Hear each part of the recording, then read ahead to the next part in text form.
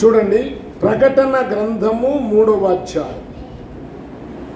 ఈ 3వ అధ్యాయంలో నేను 10 వచనం దగ్గర నుంచి నేను చదువుతాను, మీరు చూడండి.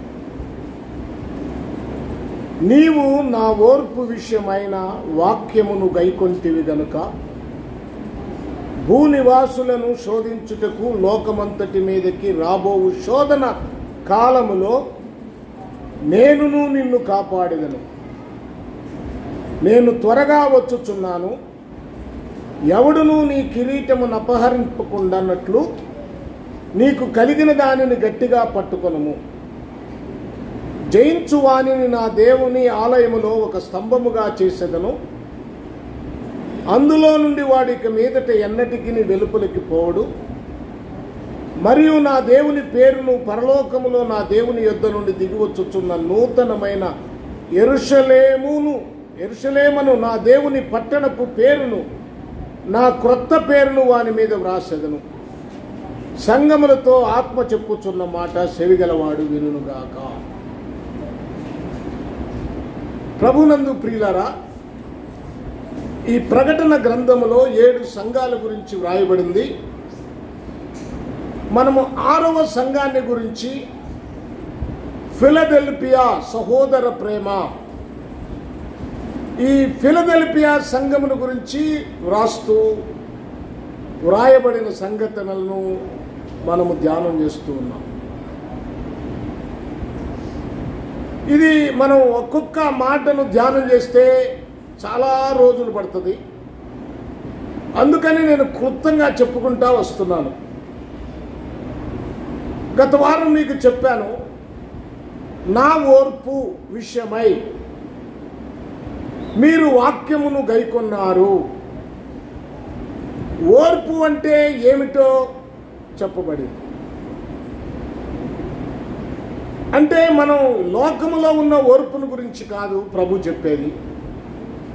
ఆడ స్పష్టంగా చెప్పాడు, నా ఓర్పు, నేను ఎలా ఓర్చుకున్నానో మీరు అలా ఓర్చుకున్నారు. నన్ను దెబ్బలు కొట్టారు, నేను ఓర్చుకున్నాను. నా మీద ఉమ్ము వేశారు, నేను ఓర్చుకున్నాను. నా గడ్డం లాగారు, నేను ఓర్చుకున్నాను. నన్ను అవమానకరంగా మాట్లాడారు, నేను ఓర్చుకున్నాను. కొరడాలతో కొట్టారు, నేను ఓర్చుకున్నాను. సిలువ మీద మేకులు కొట్టారు, నేను ఓర్చుకున్నాను. ప్రక్కలో బల్లెం పొడిచారు, నేను ఓర్చుకున్నాను. ఓర్పు అంటే అది.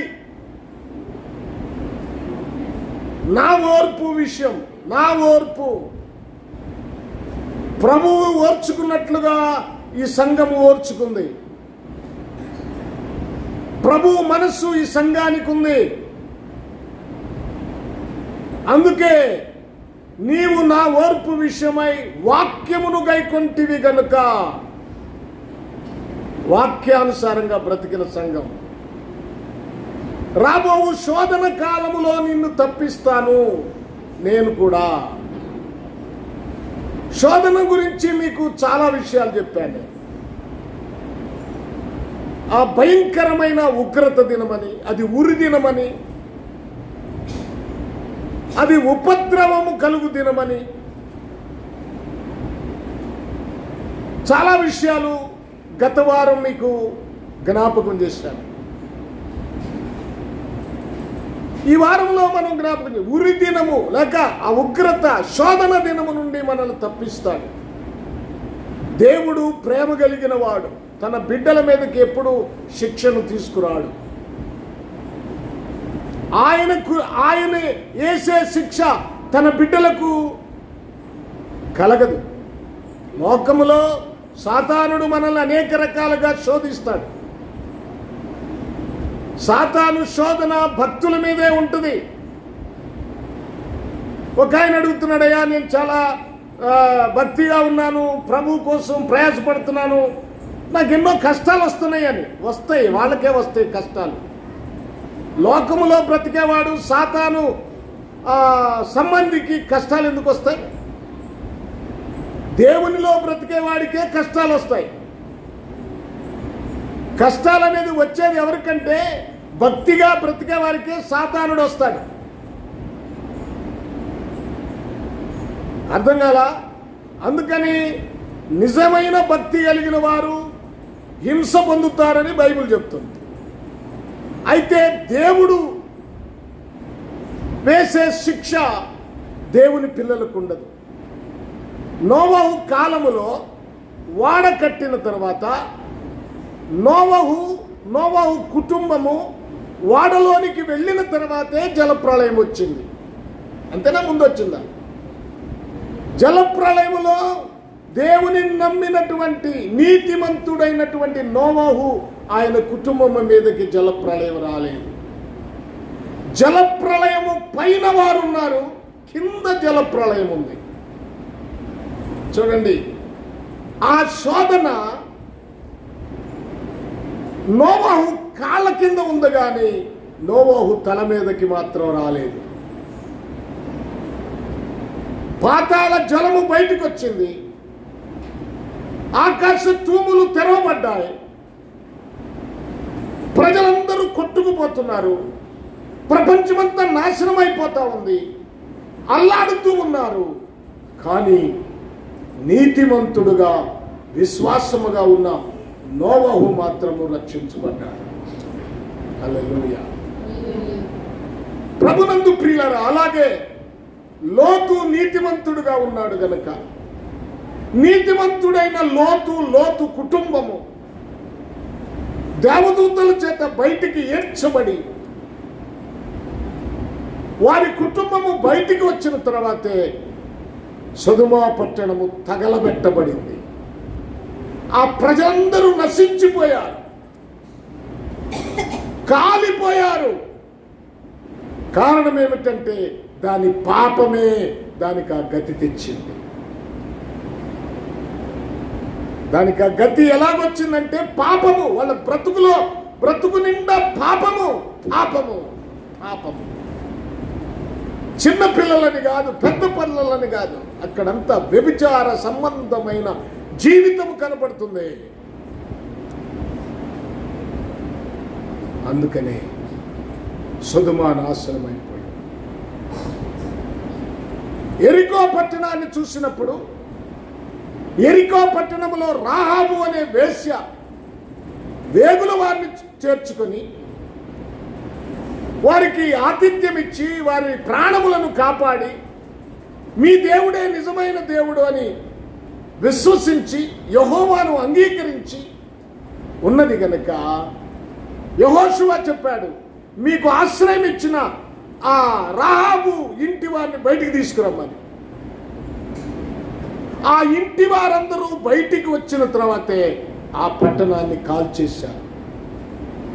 మిగిలిన వారందరూ, ఆ పట్టణంలో ఉన్న వారందరూ కాలి బూడిదైపోయారు, నశించిపోయారు. చూడండి, దేవుని యందు భయభక్తులు కలిగిన వారిని దేవుడు తప్పిస్తాడు. హల్లెలూయా. ప్రభునందు ప్రియ దేవుని పిల్లలారా, జాగ్రత్త. కనుక రాబోవు శోధన కాలమును తప్పించుకోవాలంటే, రాబోవు ఉగ్రతను నువ్వు తప్పించుకోవాలంటే అంటాడు అక్కడ. చూడండి, నేను త్వరగా వచ్చుచున్నాను, ఎవడును నీ కిరీటము నపహరింపకుండునట్లు నీకు కలిగిన దానిని గట్టిగా పట్టుకో. ఏం కలిగి ఉంది నీకు?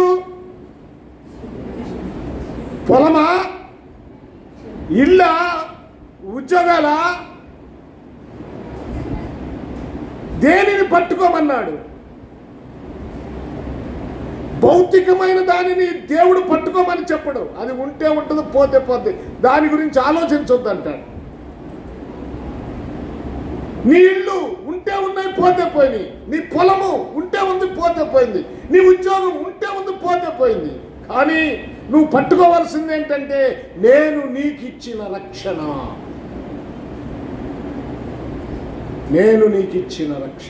గట్టిగా పట్టుకో, దాన్ని వదలమాక. ఇక్కడ కలిగినవి ఈ లోకం వరకే, భౌతికమైనవే.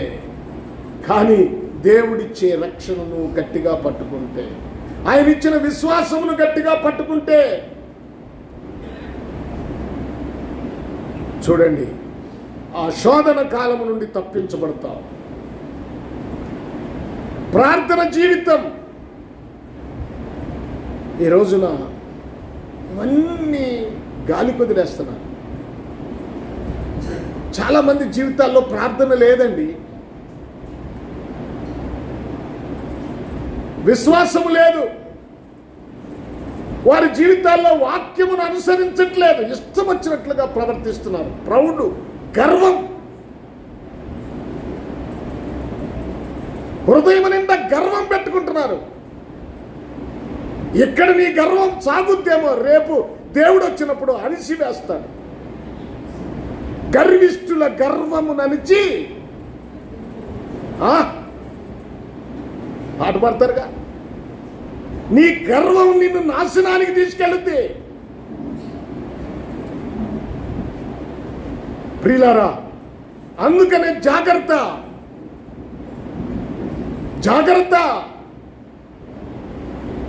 ప్రార్థన జీవితం కలిగి ఉండండి, విశ్వాస జీవితం కలిగి ఉండండి.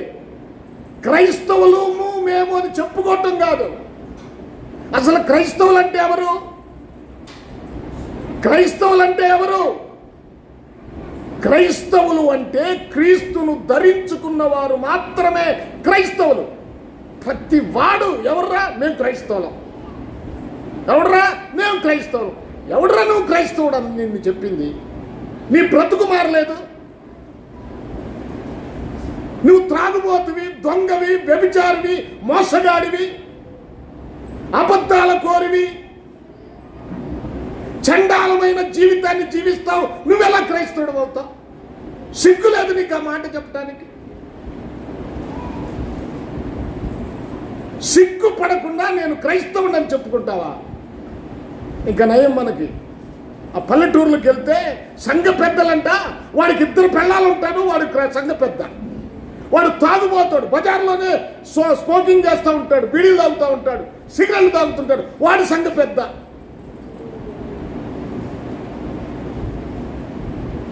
చూడండి ఎంత భయంకరం. వీళ్ళందరికీ రేపు దేవుడు సమాధానం చెప్పబోతున్నాడు. వీళ్ళందరినీ రేపు దేవుడు శిక్షించబోతున్నాడు. అందుకనే జీవితాలు మారాలి, వాక్యము చేత నింపబడాలి, జాగ్రత్తగా ఉండాలి. నీకు కలిగిన దానిని గట్టిగా పట్టుకోవాలి. చూడండి, ఇంకా ఏమన్నాడు అక్కడ? గట్టిగా పట్టుకో. ఎవడు దొంగిలించకుండా అంటే సాతానుడే దొంగిలిస్తాడు, సాతానుడే దొంగిలిస్తాడు. నేను త్వరగా వచ్చుచున్నాను అన్నాడు. తొందరగా వస్తాడైన. నువ్వు ఆలస్యం అవుతుంది అనుకుంటున్నావు, తొందరగా వస్తాడైన. రాబోతున్నాడు. కాలము సమీపమైంది. ప్రభు వచ్చినప్పుడు మనం ఎత్తబడే గుంపులో ఉండాలి. తర్వాత 12వ వచనం, జయించువానిని నా దేవుని ఆలయములో ఒక స్తంభముగా చేసేదను. ఎక్కడంట? ఏం చేస్తాడు? ఏమి జయించాలి? భార్య భర్తను జయిస్తుంది. మొన్న ఒక ఆయన అన్నాడు, ఇంట్లో ఒకటే పూరైపోయిందని, ఇంక ఏం చేస్తా, నేనే తలదించుకున్నానండి. పరువుగా బతికే వాళ్ళకి ఇలాంటి విషయాలంటే చాలా బాధకరంగా. ఒక్కొక్కడు భర్త భార్యని జయిస్తాడు, జయించటం కాదు. లేకపోతే కొట్టుకుంటే ఇంకొకరిని పడేసి గుద్దుతాడు, జయించటం కాదు. జయించువాడు అంటే పాపాన్ని జయించేవాడు, సాతాన్ని జయించేవాడు. ఏమండి, సాతానుడు చాలా భయంకరంగా మోసం చేస్తాడు. దేవుడు చాలామంది కనపడ్డారని సాక్ష్యాలు చెప్తాడు. దేవుడు కనపడతాడు, నేను అది కాదన్న దానికి. బైబిల్ చెప్తుంది కనపడతాడు. ప్రభువైన యేసుక్రీస్తు మరణించి పునరుద్ధారుడై ఏమండి మగ్దలేని మరియా స్త్రీలకు కనపడ్డాడు. తర్వాత శిష్యులకు కనపడ్డాడు. వారి జీవితాలు ఎలా మారాయి? దేవుడు కనపడితే ఎలా మారాయి?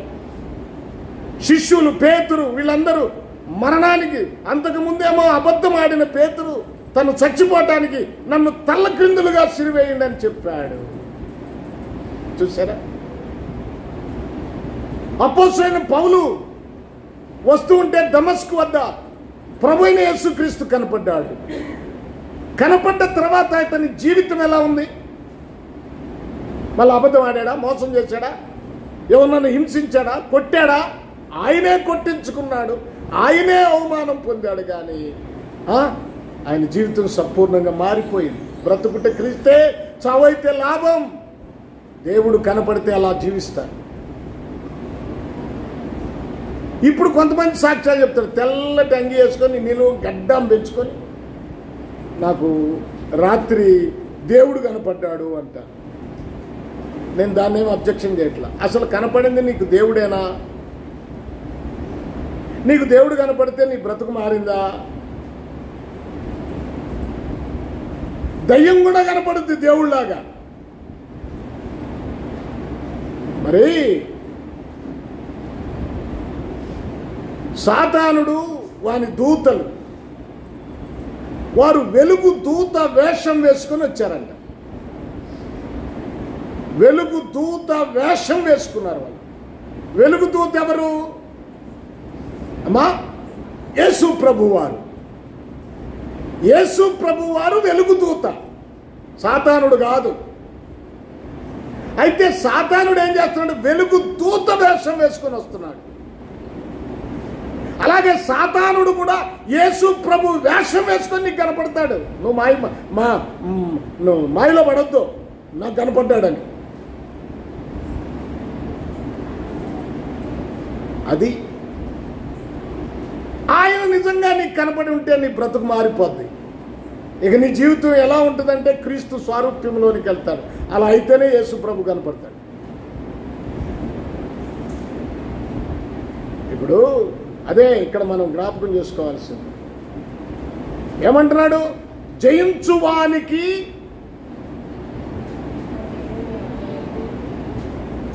జయించువానికి నా దేవుని ఆలయములో ఒక స్తంభముగా చేస్తాను. స్తంభముగా చేస్తాను. ఎక్కడా?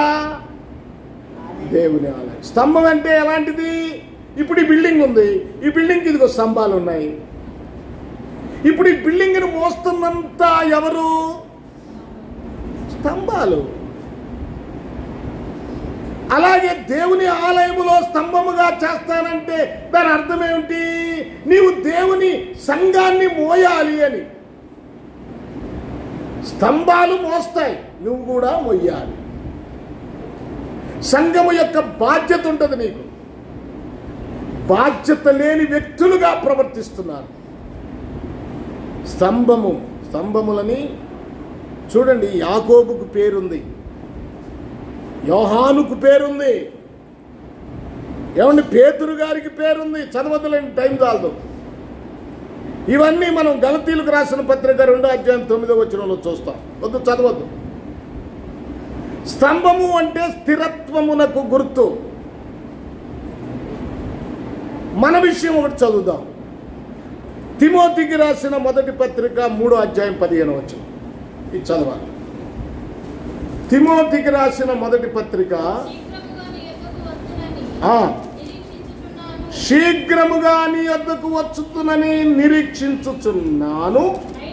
అయినను నేను ఆలస్యం చేసిన ఎడల దేవుని మందిరములో అనగా జీవము కలిగిన దేవుని సంఘములో, జీవము గల దేవుని సంఘములో జనులు ఎలాగూ ప్రవర్తించవలెనో అది నీకు తెలియవలనని ఈ సంగతులు నీకు వ్రాయిచున్నాను. ఆగండి.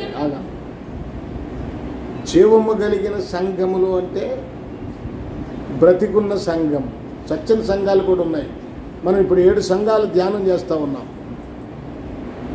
7 సంఘాలలో చచ్చిన సంఘాలు ఉన్నాయి.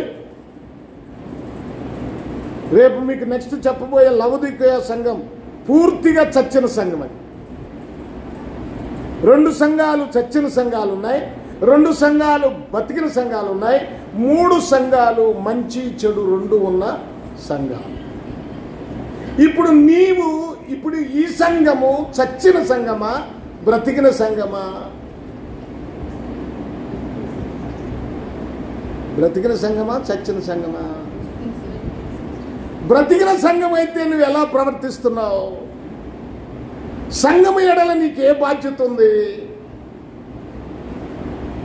సంఘ భారం ఏమన్నా భరిస్తున్నావా? అయ్యో నా సంఘము ఇలా బలహీనమవుతుంది కనుక ఈ సంఘాన్ని నేను బలపరచాలి, నా ద్వారా అభివృద్ధి చెందాలి అనే ఆలోచన ఏమన్నా ఉందా? దానికోసం ఏమన్నా నువ్వు ప్రయాసపడుతున్నావా? చెప్పండి చెప్పండి. పురుషులు నిద్రపోవద్దు. ఎవరు ఏమండి? హల్లెలూయా. అసలు జనులు ఎలాగూ ప్రవర్తించాలి?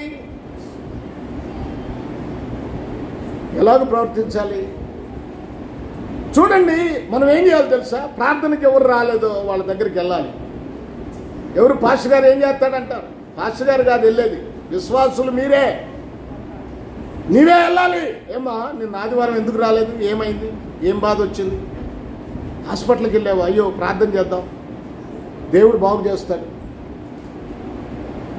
ఆ ఇంటిని బలపరచాల్సిన బాధ్యత నీ మీద లేదా? ఇలా రాకపోతే ఎలా? నువ్వే వచ్చి ఇక్కడున్న పరిస్థితులను చక్కబెట్టుకొని, కనీసం మీలో ఎవరైనా ఆరాధన 10:30కి అనుకుంటాం, 10 గంటలకు వచ్చి ఒక్కళ్ళైనా ఆరాధన కోసం మోకరించి ప్రార్థన చేసేవాళ్ళు ఎవరైనా మీలో ఉన్నారా? ఎవరైనా ఉన్నారా మీలో? నేను వచ్చి ప్రార్థన చేయాలి, మోకరించాలి, జరగబోయే ఆరాధన ఘనంగా జరగాలని ప్రార్థించగలిగిన విశ్వాసము కలిగిన వారు ఎవరైనా ఉన్నారా? పురుషుల్లో కానీ స్త్రీల్లో కానీ. దేవుని మందిరానికి వస్తే సక్రంగా కూర్చోరు, అటు ఇటు తిరుగుతుంటారు. వచ్చిన ఆ గంట 45 నిమిషాల్లో ప్రశాంతంగా కూర్చుందామనే ఆలోచన ఉండదు. వాడితో మాట్లాడతారు, వీటితో మాట్లాడతారు, ఈ ఫోన్ తీసుకుంటారు, ఆ ఫోన్ తీసుకుంటారు, దాన్ని చూసుకుంటారు, దీన్ని చూసుకుంటారు, ముచ్చట్లు చెప్పుకుంటారు. ఎక్కడా మాటలు లేనట్టుగా ఇక్కడికి వచ్చి మాటలు. ఇవన్నీ రేపు మీకు దేవుడు లెక్కలోకి తీసుకొస్తాడు. నిజంగా మీరు జీవము కలిగిన సంఘం అయితే దేవుని కొరకు ప్రయాసపడతారు కదా, ప్రవర్తిస్తారు కదా. ఏమన్నాడు అక్కడ? వ్రాయిచున్నాను, ఆ సంఘము సత్యమునకు స్తంభమును ఆధారమునై ఉన్నది. సత్యమునకు స్తంభము. మీరందరూ సత్యానికి స్తంభాలుగా ఉండాలి. ఈ స్తంభము బిల్డింగ్ని మోస్తే నీవు సత్యాన్ని మోయాలి, నీవు వాక్యాన్ని మోయాలి. సత్యం అంటే వాక్యము, నీ వాక్యమే సత్యము. నీవు వాక్యాన్ని మోయాలి, సంఘాన్ని మోయాలి. ఆ వాక్యమే సంఘములో నువ్వు వాక్యాన్ని మోయాలి. హలో, నేను ఇన్ని మాటలు చెప్తున్నాను, నీలో సెలవు రాకపోతే నేనేం చేయలేను. ఇర్మియాతో చెప్తున్నాడు, నువ్వు వారికి భయపడి నువ్వు నేను చెప్పిన మాటలు చెప్పకపోతే నిన్ను భయపడేటట్లుగా నేను చేస్తానన్నాడు దేవుడు. చూసారా? ప్రభునందు ప్రియా దేవుని పిల్లలారా, నీ ఎలాగూ బ్రతుకుతున్నావో, ఎలాగూ ప్రవర్తిస్తున్నావో ఒక్కసారి ఆలోచించు. ఒక్కసారన్నా ముందు రండి, ప్రార్థన చేయండి. తిండి లేకపోతే ఒక రోజుకి చచ్చిపోమండి. షుగర్ పేషెంట్లు కాస్త ఇబ్బంది పడతారేమో, కాస్త చాక్లెట్ పంచదార వేసుకొని నోట్లో రండి, వచ్చి కూర్చోండి, ప్రార్థన చేయండి. దేవుడు మీ బ్రతుకులు ఎలా చేస్తాడో, మీ జీవితాలు ఎలాగుంటాయో ఒకసారి ఆలోచించండి. ఇక్కడ పరిచర్య చేయండి. ఇక్కడ మనం ఏదైనా మీటింగ్ పెట్టాలన్నా ఏంట్రా ఇక్కడ ఎవరు చేసేవాళ్ళు లేరు, ఏం పెడదాంలే అనిపిస్తుంది. ఏదన్నా కార్యక్రమం జరపాలంటే యాడ్ చేస్తాంలే, ఇప్పుడు ఇదివరకంటే నేను కుర్రాడిగా ఉన్నాను, బాగా చేశాను. పాస్టర్ గారు కూడా యవనస్తురాలుగా ఉంది. ఆమె ఎంతమందికైనా వండి వార్చేది. ఇప్పుడు ఆమె అయిపోయింది ఆమె పని. కూర్చుంటే లేవలేదు, లేతే కూర్చోలేదు. ఎవరన్నా వండి ఒక ముద్ద ప్లేట్లో ఎత్తే తిందామని ఎదురు చూస్తున్నాను పరిస్థితులు. నేను కూడా అలాగే. కానీ మరి ఇప్పుడు ఎవరు చేయాలా? సంఘం ఏమైపోయింది?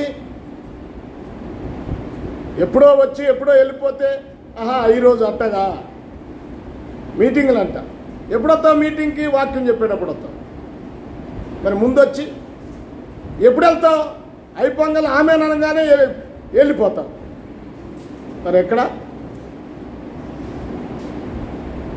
సత్యానికి స్తంభాలుగా ఉండాలి మీరు, సంఘానికి స్తంభాలుగా ఉండాలి మీరు, పరిచర్యకు స్తంభాలుగా ఉండాలి మీరు. చూడండి, సత్యమునకు స్తంభమును ఆధారమై ఉన్నది. స్తంభం అంటే అది బలమైనది స్తంభం. మూలము, స్తంభమే మూలము. స్తంభం లేకపోతే పైన స్లాబ్ నిలబడదు, ఇల్లు నిలబడదు. నీవు స్తంభముగా లేకపోతే సంఘము నిలబడదు. చాలా సంతోషం. ప్రభునందు ప్రియ దేవుని పిల్లలారా, ఇక్కడ జ్ఞాపకం చేసుకున్నాం. సొలొమోను దేవాలయమునకు స్తంభాలు నిలిపి ఆ స్తంభాలకు భక్తుల పేర్లు పెట్టాడు. రాజుల మొదటి గ్రంథము 7వ అధ్యాయము 21వ వచనం.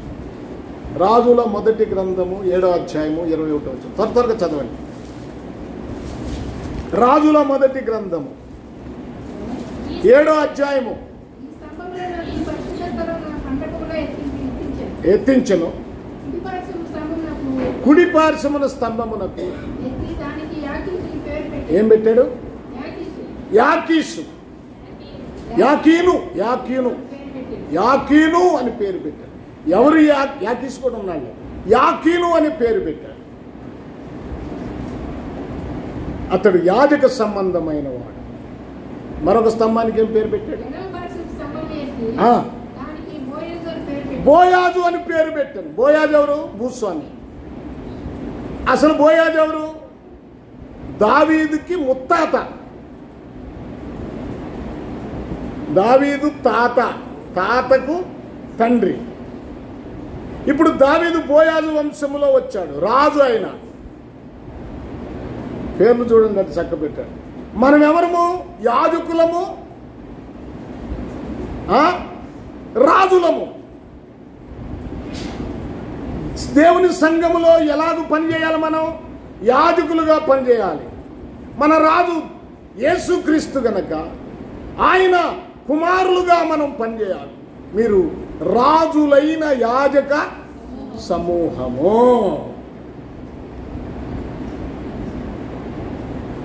ఏమండి? పని చేయాల్సిన బాధ్యత మన మీద ఉంది. యాజకులుగా పనిచేయాలి, రాజులుగా ప్రవర్తించాలంటే, రాజులుగా ప్రవర్తించడం అంటే ఎలా ఉండాలి అంటే స్టెబిలిటీ, యథార్థంగా ఉండాలి, ఏ లోపము లేని వారుగా ఉండాలి, శక్తివంతులుగా ఉండాలి. రాజుకి ఏముంటుంది? ధైర్యం ఉంటుంది. రాజు అందరినీ నడిపించేవాడు, అందరి మీద నాయకుడు. మనము నాయకులము, యాజకులము. ఈ సంఘము ఎడల నీ జీవితం అలా ఉండాలి, అలా ఉండాలి. నీ ఇష్టం వచ్చినట్లుగా ప్రవర్తిస్తే నువ్వు సంఘం కాదు. నీ దేవుని స్తంభము. మరొకటి ఏంటంటే, స్తంభము ఇర్మియాకు ఇనుప స్తంభం అని పేరు, అది అలా ఉంచండి. తర్వాత మనం దేవుని పిల్లలు సంఘం అనే ఆలయములో స్తంభాలుగా ఉండాలి. అంటే అన్ని విషయములలో స్థిరంగా ఉండాలి. స్తంభము కదలదు, కదిలితే ఏమైపోతుంది? బిల్డింగ్ పడిపోదు, కదల్సింది. ఆ తర్వాత సంఘము విషయములోకి వస్తే సంఘము భారము భరించాలి. స్తంభము భారము భరించేది కనుక నీవు కూడా సంఘము యొక్క భారము భరించాలి. స్థిరముగా ఉండేది స్తంభము గనుక నువ్వు సంఘములో స్థిరముగా ఉండాలి. ఆదివారం నాడు అసలు నీకు ఇష్టమైతే వస్తావు, కష్టమైతే మానుకుంటావు. అసలు నీకు ఆదివారం లెక్క ఉందా? ఎక్కడికో వెళ్ళిపోతావు. విహారయాత్రకి వెళ్తావు. ఎక్కడికి వెళ్తావు?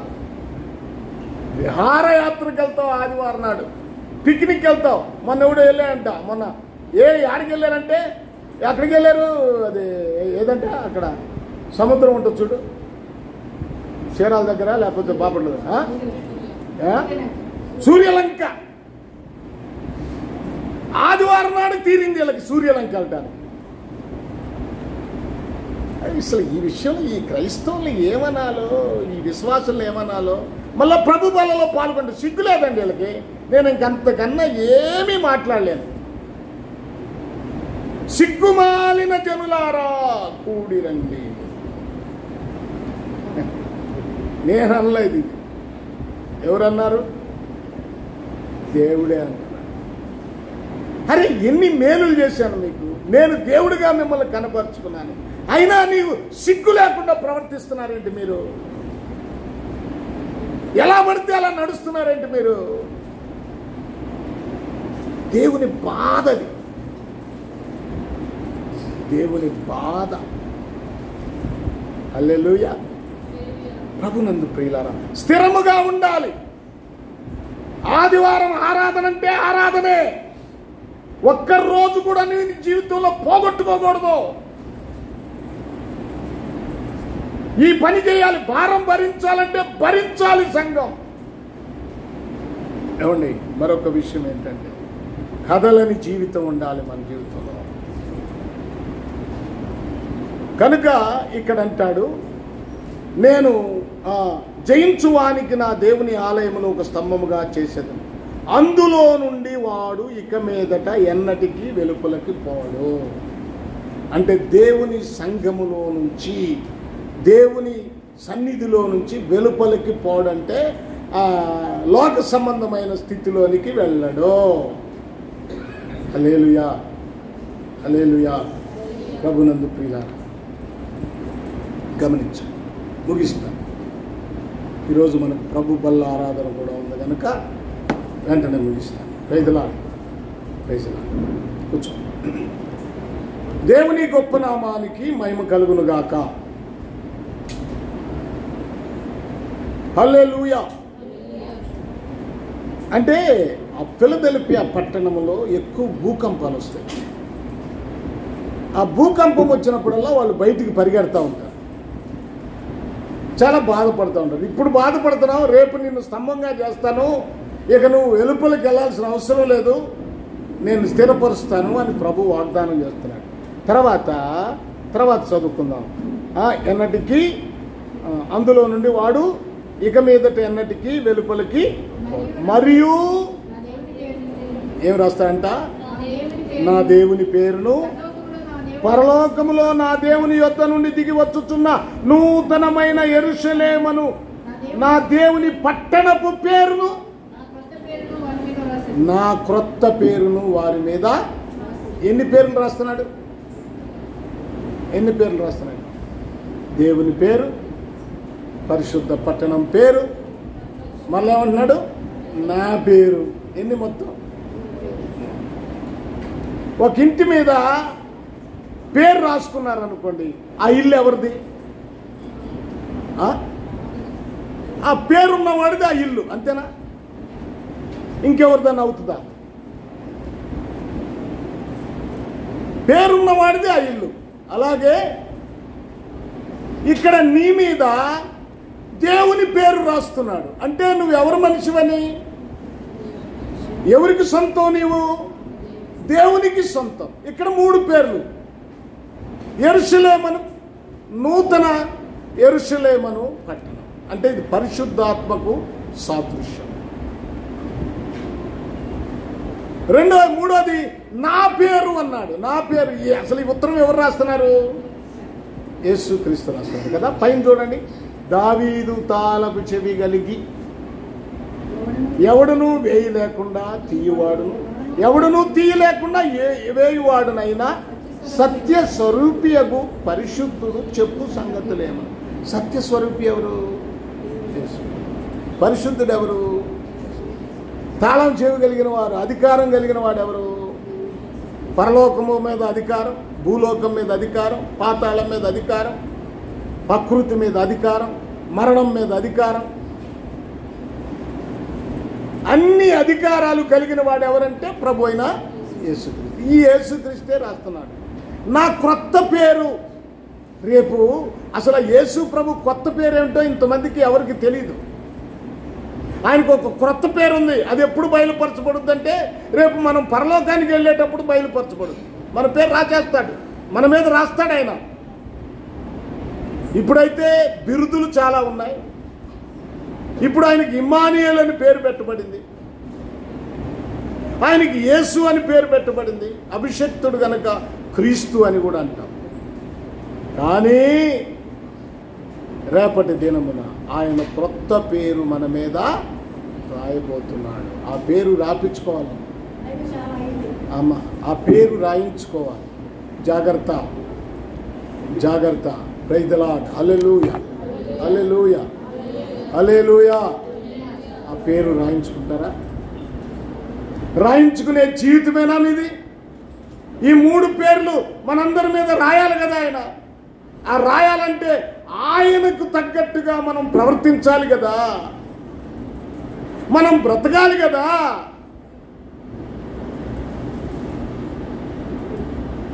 ఏమండి? రాబోతుంది, రానున్నది, రానున్నది. పాట పాడతారు కదమ్మా. నాకు ఒక దినం, అదే మరణ దినం వస్తున్నాయి.